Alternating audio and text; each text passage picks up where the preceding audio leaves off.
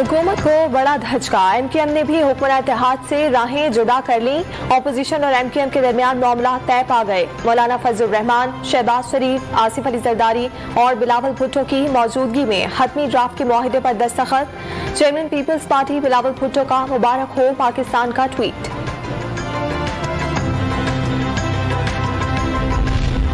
Peoples Party मजलिस आमला और एमक्यूएम राब्ता कमेटी मुआहिदे की तौसीक करेगी। मुआहिदे की तफसील से आज शाम 4 बजे मीडिया को आगाह किया जाएगा। फैसल सब्जवारी का ट्वीट। डॉक्टर खालिद मकबूल सिद्दीकी ने एमक्यूएम राब्ता कमेटी का इजलास आज 2 बजे तलब कर दिया। अपोजिशन के साथ मुआहिदे को तौसीक के लिए पेश किया जाएगा।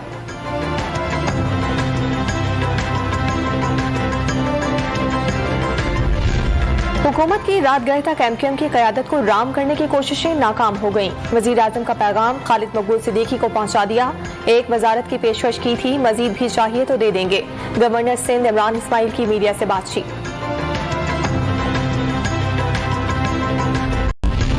मरियम का कैंप वजारत आला देने पर नाखुश था। नवाज शरीफ ने भी फैसला वीटो कर दिया था।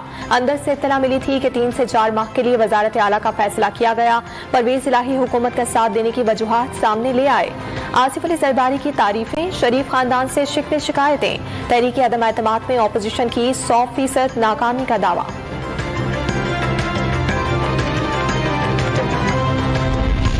और ऑस्ट्रेलियाई ऑलराउंडर मिचेल मार्श इंजरी के बाइस व्हाइट वॉश सीरीज से बाहर, आज दुबई रवाना होंगे।